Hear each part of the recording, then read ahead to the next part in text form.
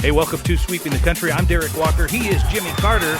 And boy, we appreciate you coming on, Jimmy, each and every week. It's always fun. It's always exciting. And doggone it, you're pretty entertaining. Well, I tell you what, it's we live in a crazy world. We're headed toward, we're really less than 6 weeks away to the end of the year. We're wrapping 2023 up, and it's been just an odd year, I think. But yeah, I agree. For a lot of reasons, I agree. The actors' strike kind of put a pale over a lot of entertainment. And yes, it did. It's just been a weird sports year. Yeah, with no Tom Brady. It's just been odd. Isn't that weird? Not necessarily horrible, but just odd. The weather to me was weird this year. Supposed to have been a huge hurricane season, and it wasn't at all. Is it over? I mean, is hurricane season over? I didn't even hear about it. It just didn't. It didn't. All of them were fish storms. Yeah, the biggest one was in California. There was one that hit Acapulco. Acapulco was bad. Oh, was it? That was very bad. Yeah. That was a very bad.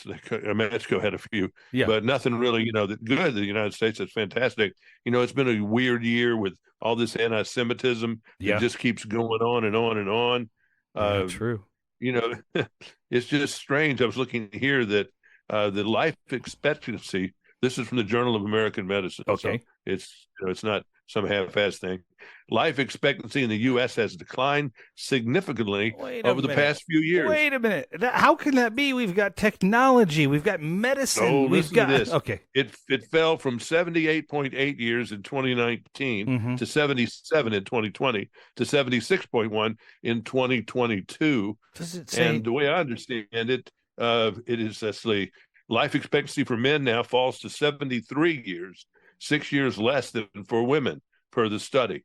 Well, you better not wait to take your Social Security if you're a guy.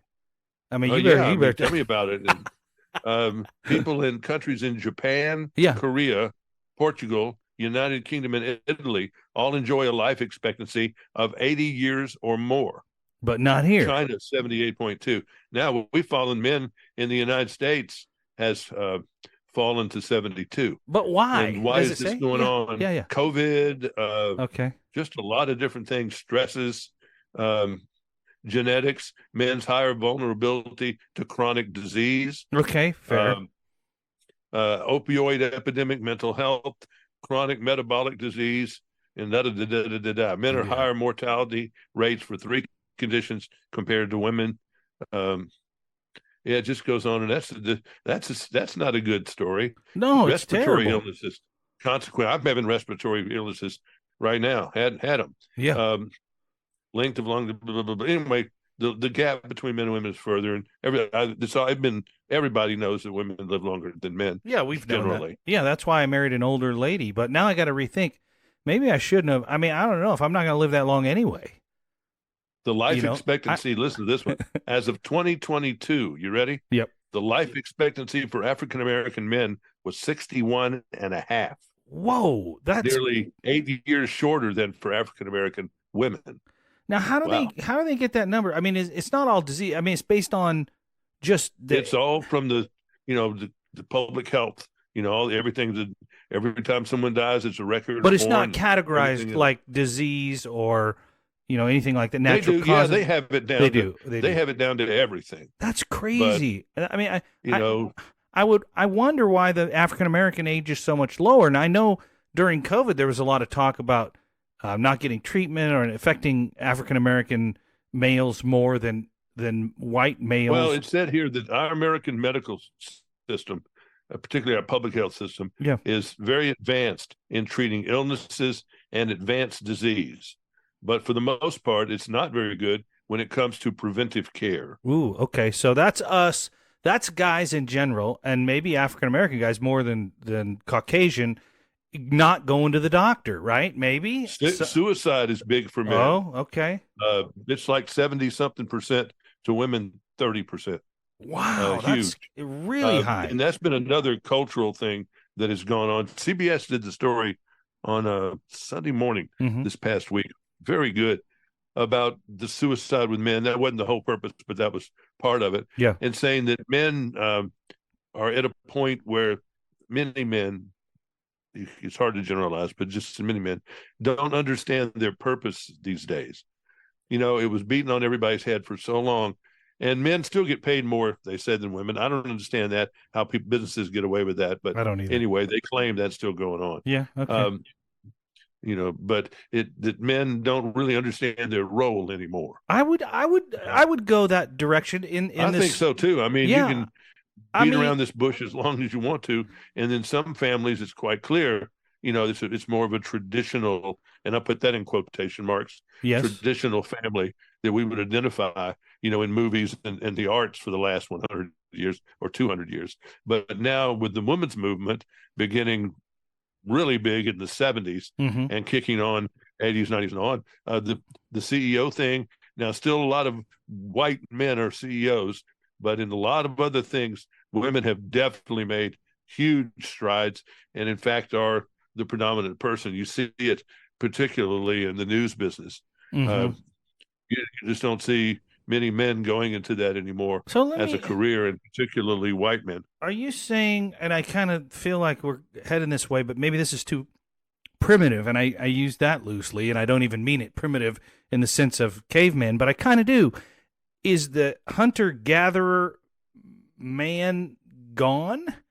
Is that it's been evened up. The woman is hunter gatherer too. Yeah. That's changed. And the roles of women, it's for whatever purpose man was there was, I guess, to create other people. Was the main purpose that men and women got together, because the whole book, men are from Mars, women are from Venus. I've always, that's true. And we don't usually see or understand or even like the same things, we're wired up different. But maybe we're not. Maybe we're not supposed to say that anymore.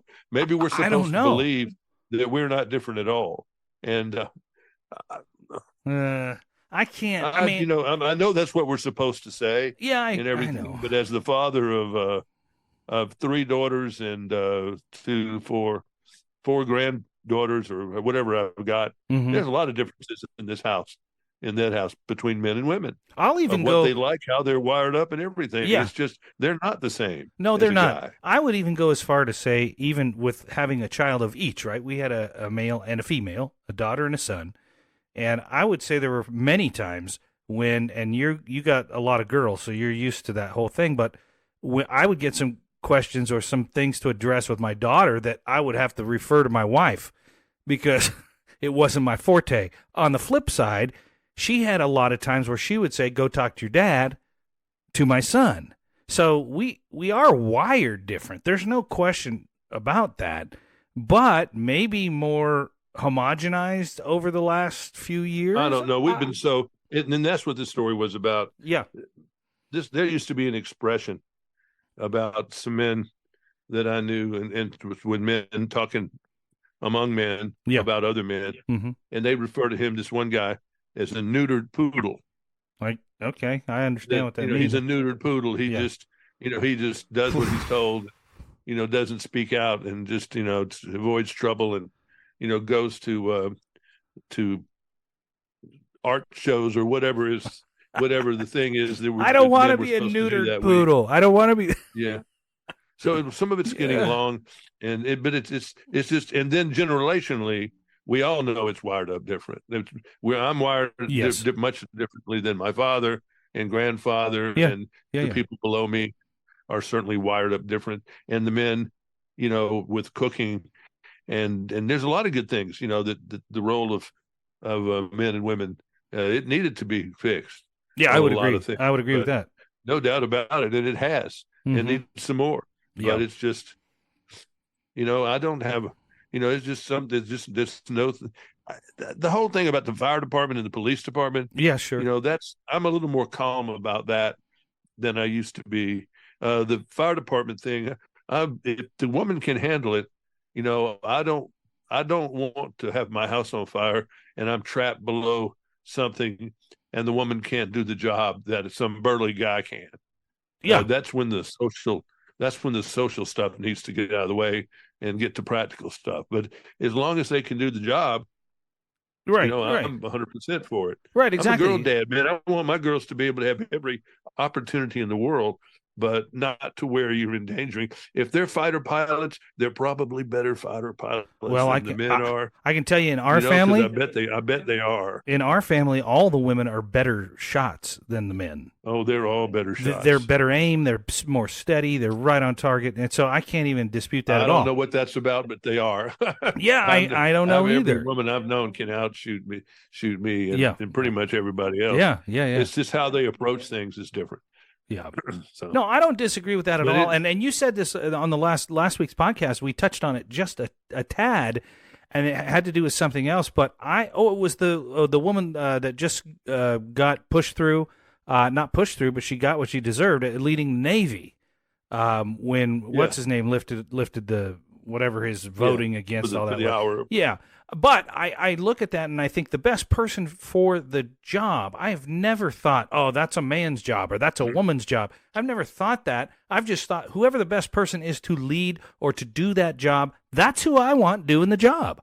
I don't want a 2x4 rocket scientist. It's just such a scary topic to talk about. Yeah, I agree. I've enjoyed, God, I mean, it'd have to be 50-50. I was going to say, I certainly, I guess if I had to pick almost sometimes, I've had a couple of favorite female bosses that I've really enjoyed working for. I felt like they were more appreciative of the work sometimes than the guys were. My favorite boss ever was a lady. She was younger than me. She made me feel like she appreciated me being there. Yeah. I was contributing to the team. I felt like that too. And I haven't felt that way with every guy that I've worked for. In fact, some of the guys I worked for, I felt like, you're lucky to have this job.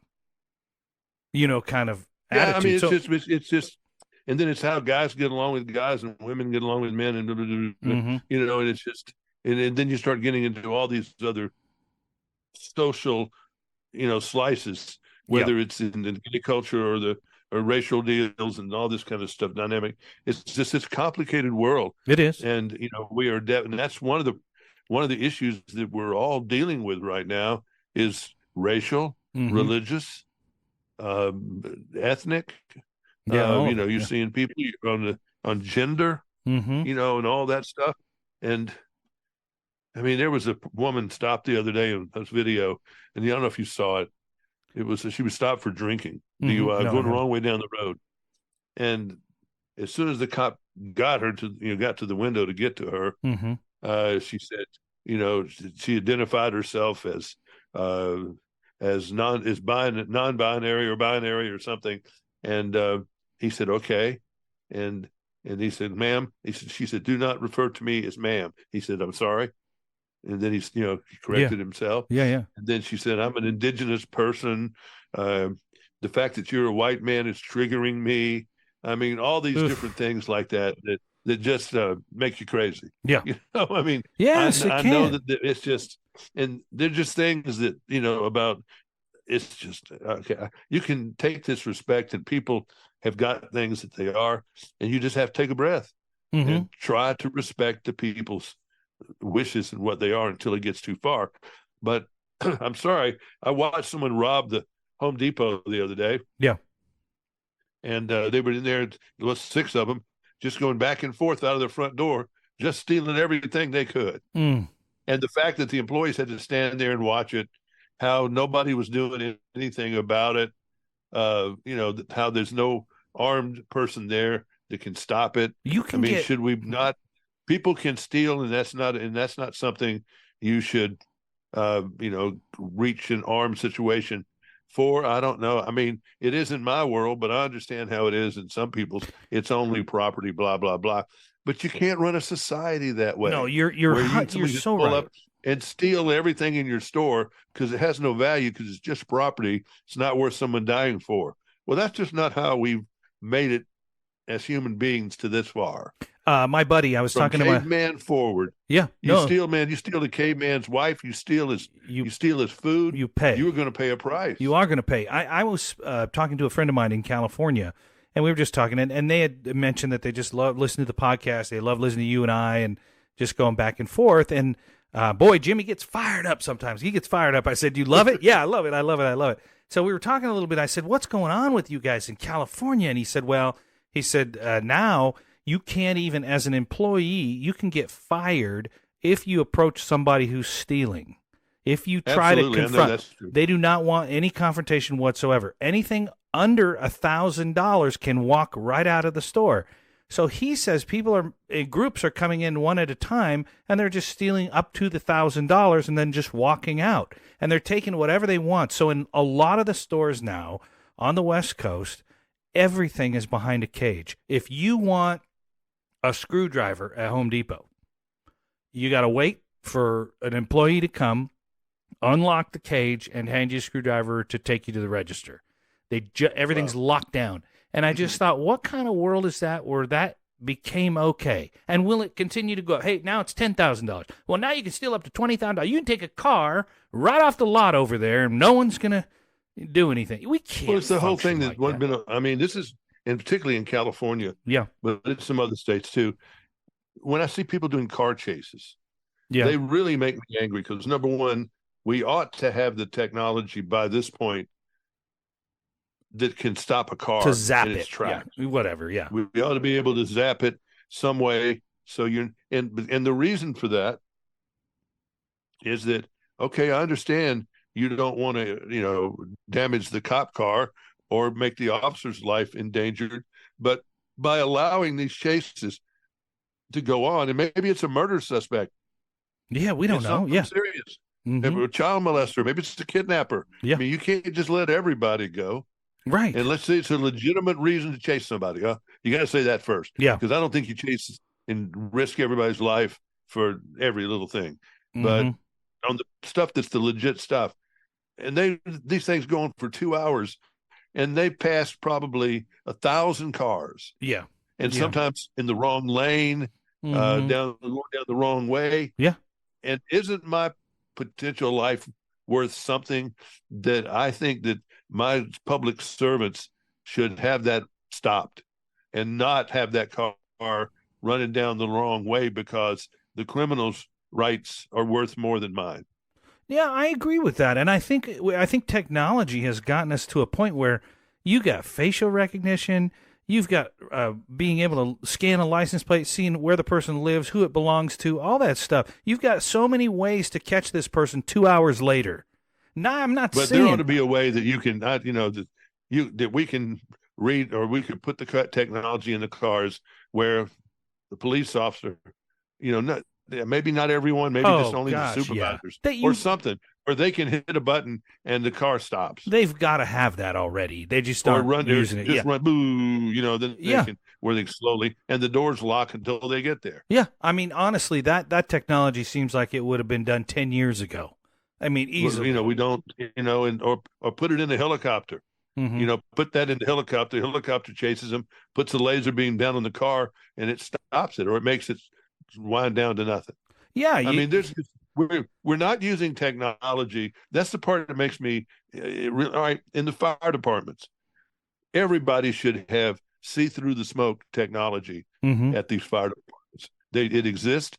Maybe it's too expensive. It still should be there. That's where we ought to be putting our money instead of, the stupid things that we pay for all of the time.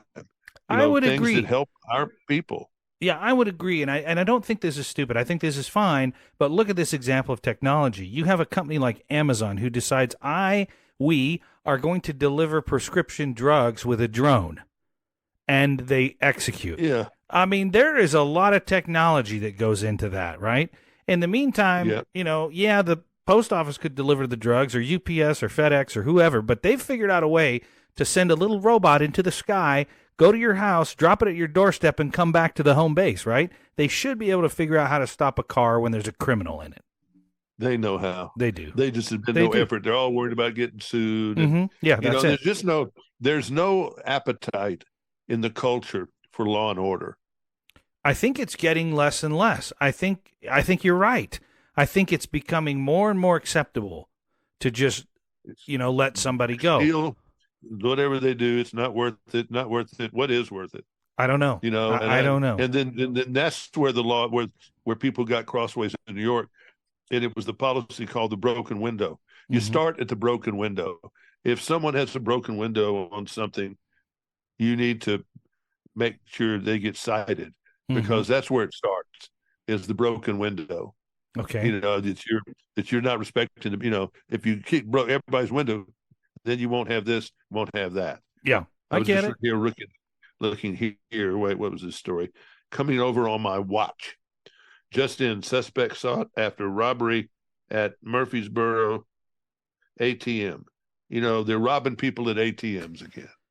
And that's scary anyway. And I've always been scared. I look over my shoulder. I try not to go. Day or any other time. I try not to go. You know, me too. My son is so deep in technology, which is great, and it's also awful. But he tells me all the time. He said, "Pay with Apple Pay as much as you can. It is coded and recoded, and people never can hack and blah blah blah." So I do it more than I ever have in my life.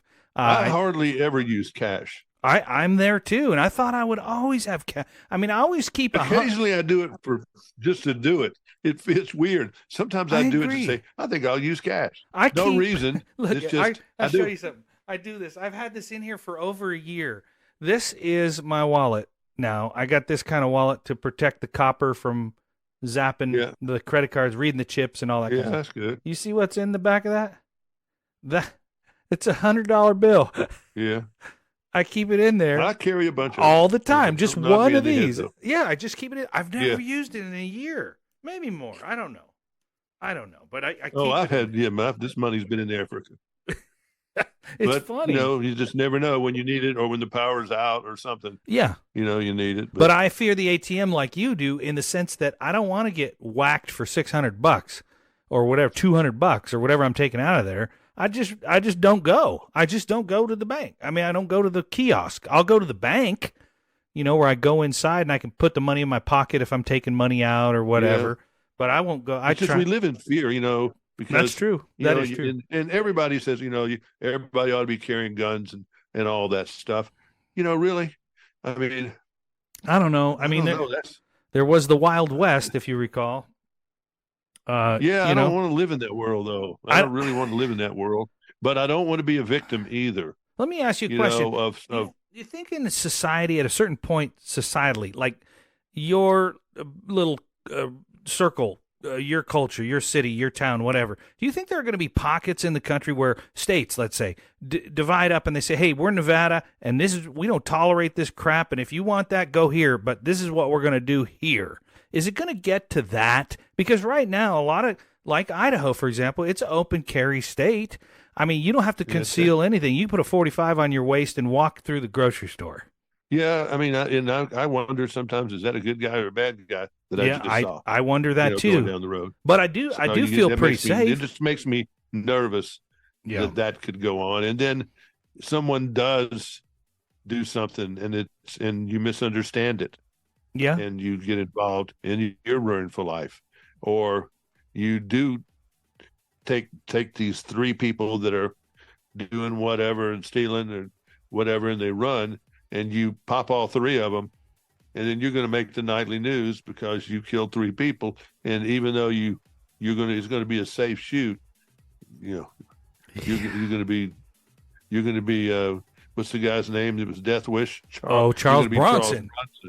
Well, so you remember our good buddy Ed? He used to tell stories, and I took a concealed carry class from him, and he told us a story once of a guy that was getting gas, and he looked into the convenience store, and he saw a guy holding a gun on the clerk, and so he was a concealed carry, you know, guy, and he took his gun and he went into the store and he pulled it, and he pointed the gun at the guy holding the gun, and he said, "Put it down, and ended up shooting him. Well, the guy that was holding the other person at gunpoint was the store owner. He had caught the guy getting into the till. So the guy that came in and shot the good guy. You know, he shot the store owner. So it is a strange idea to think that we could or would live in that kind of world, but at the same time, it's a little bit of a deterrent. If I see a bunch of people walking around with guns on their waist in a grocery store, it's probably not the store I'm going to rob. But you're not a robber, and you're not thinking. That's true. You know, that's true. You can't really go there. These people that are doing this kind of stuff, I just can't imagine what they're thinking. Yeah, I can't. That's true. They must think that nothing's going to happen to me. Yeah, maybe. I don't know. It's odd. It's just we live in a very weird time as our meter is clicking on a downward motion because of COVID and other things like that. That's troubling.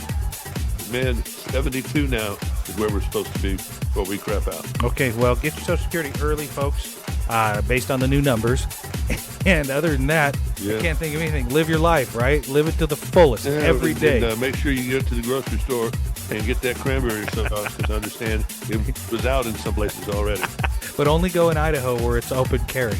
You're safer there. Or are you? We don't know. We don't know. Yeah, we don't know. That's going to do it for us this week on Sweeping the Country. Until next week, I'm Derek Walker. He is Jimmy Carter. Good day. Good day.